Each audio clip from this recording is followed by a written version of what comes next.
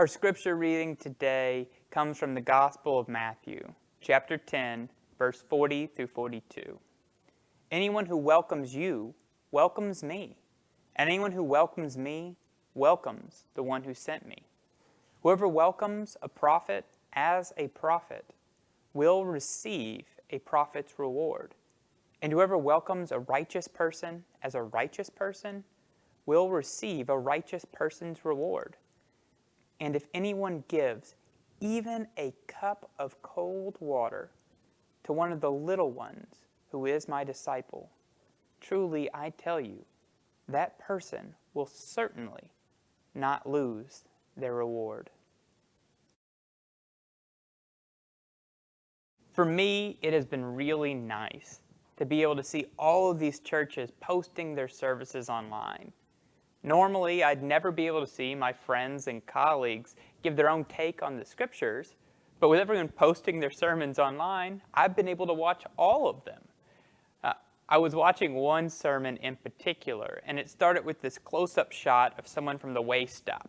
So it's kind of an odd shot, but it worked because they were behind a podium. But as he began to read the scripture, he walked, and we got a full body shot of this man. Now, from his shoulders to his ankles, he was dressed very normally.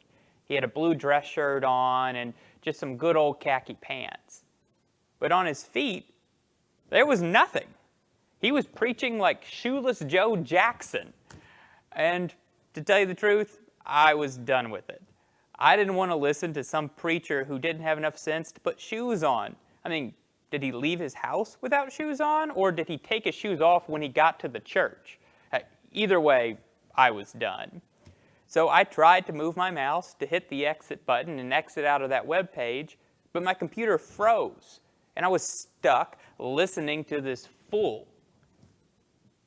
But then, once he got past the scripture reading and began to delve into his actual sermon and into his message, I found out it really wasn't all that bad. In fact, it was pretty good. I was sure, because of his appearance, that I had no need to digitally welcome him into my house. But I was wrong. I was judging him on something that had no bearing on his ability to give God's message of love. I think we've all been in those sort of situations. I mean, it's an old metaphor, don't judge a book by its cover, but I'm sure most of us have done it every now and then. I know I was on Amazon just last week looking for books for my Kindle when I stumbled upon this really cool-looking spy book. It had this intriguing cover with a spy leaning into the shadow, and it really drew me in. So I bought the book. I couldn't get past the first 2 chapters. It had a great cover, but that cover had nothing to do with the story that was held inside, which was a dud. The Bible, likewise, has its own don't judge a book by its cover story.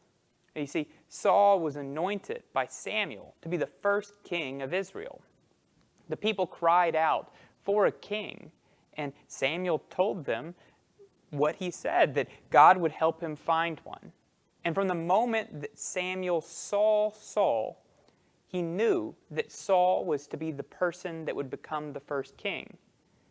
The 1 Samuel chapter 9, verse 2 says, Saul was an impressive young man, without equal among the Israelites, a head taller than any of the others. Saul looked impressive. He was tall. I mean, those are important attributes of a king, right? Well, apparently not. Saul became king and quickly lost favor with God. Israel was left in shambles, and Saul committed suicide. Saul had a fantastic cover, but the story within was lacking. David soon became the second king of Israel. In fact, David was anointed king before Saul was even left the throne. As soon as God had forsaken Saul, Samuel went out to find someone else to be king. So Samuel went to David's hometown of Bethlehem. And there he went to David's father's, Jesse, and was on his land and examined Jesse's sons. Samuel examined each of David's 7 older brothers first. And he said, because of their appearance, they looked like they should be kings. I mean, David's brothers were tall and impressive. But the Lord told Samuel, do not consider his appearance or his height, for I have rejected him. The Lord does not look at the things man looks at. Man looks at the outward appearance, but the Lord looks at the heart. Finally, Samuel saw David, the youngest son of Jesse, who I'm sure was not the tallest, and chose him to be king. The cover of David's book may not have been the best, but the contents of David's heart made him God's first choice. David had his ups and downs, but he never lost favor with God, and he's remembered in the Bible and in history as one of the best kings Israel ever had. How we see people is often judged by our own understanding, and it's clouded. We do not see as God sees. We judge people as unworthy of being disciples because they're too young or too old or too tall or too short, too light or too dark, too able or too unable. We forget that all these factors have nothing to do with what someone is capable of if they work with God. In our scripture today, we see how supporting people doing God's will can help the world, and how if we judge people based on factors that we have preconceived, we can go against God's will. We will never be able to open the door and show hospitality to people if we judge them as wrong. Our scripture tells us that we can be judged based on simply offering water to someone doing God's work in need of water. That simple act of hospitality can move mountains when it's multiplied. Whenever I think of small acts of hospitality changing lives, I'm drawn to the Catholic Church during World War II. The Catholic Church at that time sheltered many Jewish people in Spain, France, and Italy.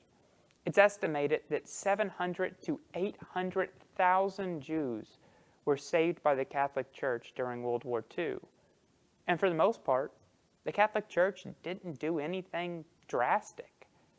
They took people who were facing persecution and gave them housing elsewhere. They offered them shelter in monasteries and convents. They enrolled them in Catholic boarding schools and placed them with Catholic families. And sometimes they even physically offered up rooms in Vatican City.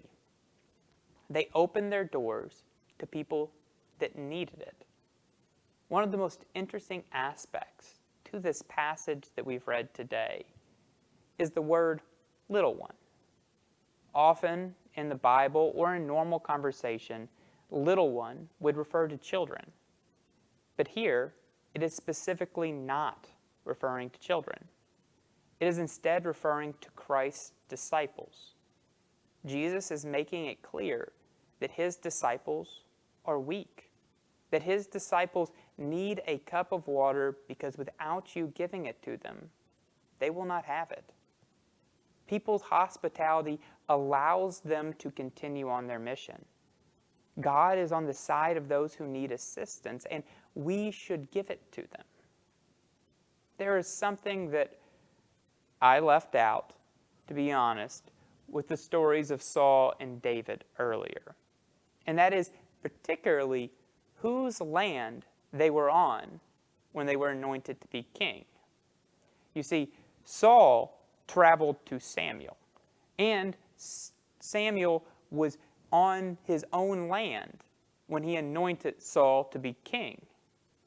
But David, on the other hand, Samuel traveled to him.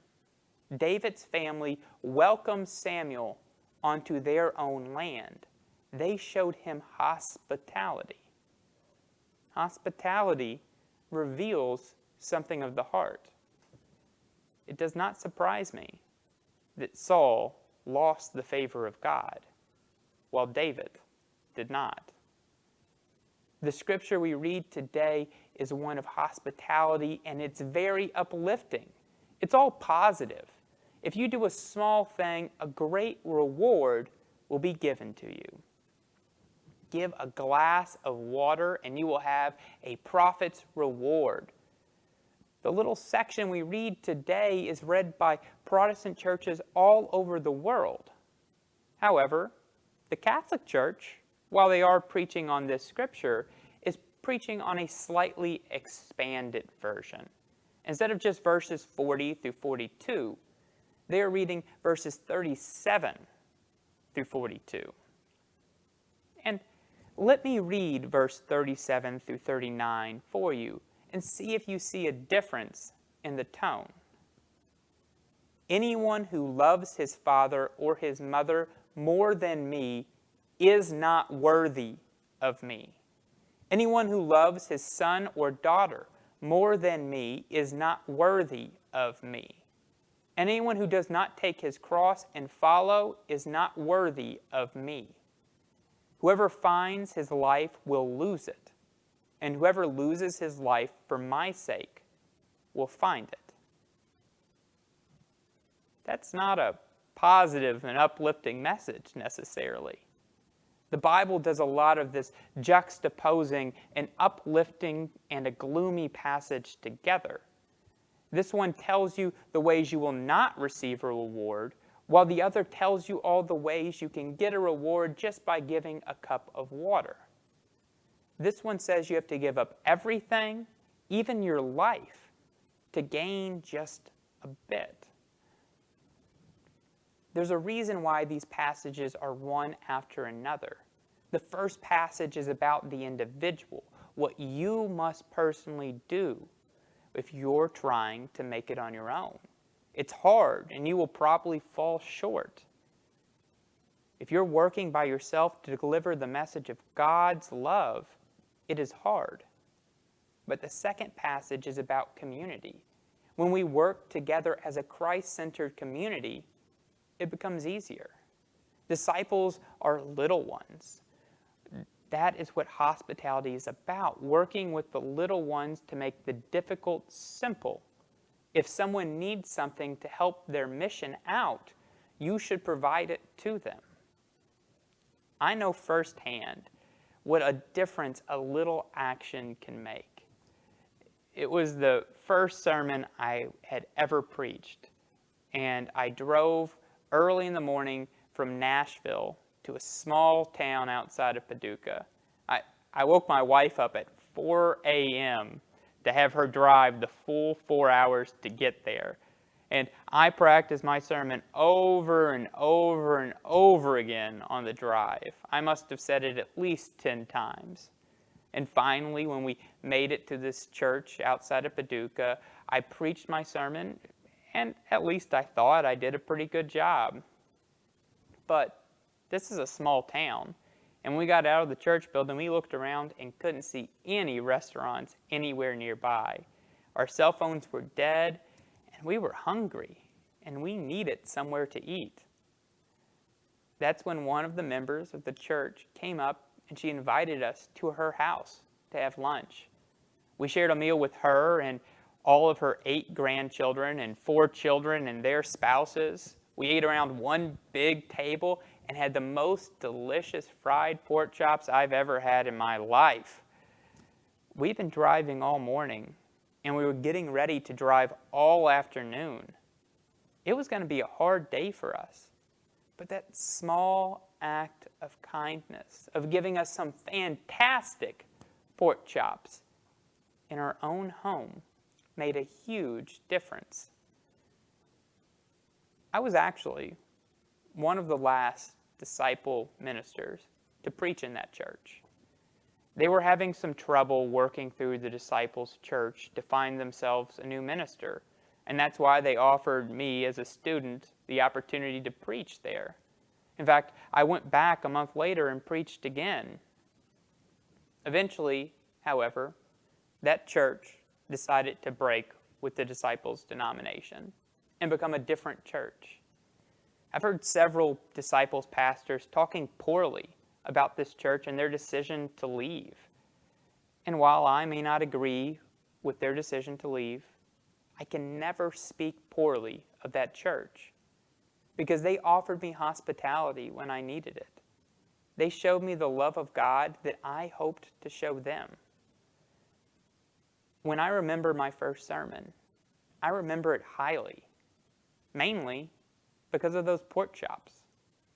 I have to wonder how my ministry would be different today if I was forced to drive that 4 hours home hungry. Small acts of hospitality can go a long way, and we cannot judge someone on their ability to be a disciple when we know nothing about them, because they can do anything with God. Just because someone doesn't have shoes on their feet, or maybe they're not as tall as we expected, doesn't mean that they cannot speak for God and do God's will. They can be disciples too. Instead, we need to work to build up all of us around us by showing hospitality to those who need it, so the entire world can see the wonders of Christ's holy mission.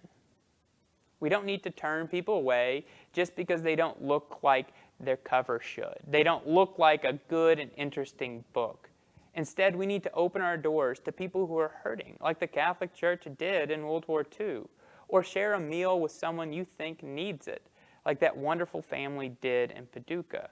Whatever we can do to welcome a stranger in the name of God. Now, I understand right now may not seem like the best time to be preaching on hospitality. I mean, it's not like we can open the doors of our house to people outside of our family. We cannot invite random people over for lunch or even a cup of water. But that does not mean that hospitality has to end. There are many people still hurting and feeling lonely. Right now, it might seem as if we are in the grips of a second wave of this pandemic, and that might be true. But we can still call people you know who have not been out much, people who are lonely. Show them hospitality of your presence and remind them that they can still carry out God's mission of love. It might be hard to be a community now, but it is not impossible. Because when we work together with God and offer hospitality to those who need it, even if it's just a phone call, nothing is impossible.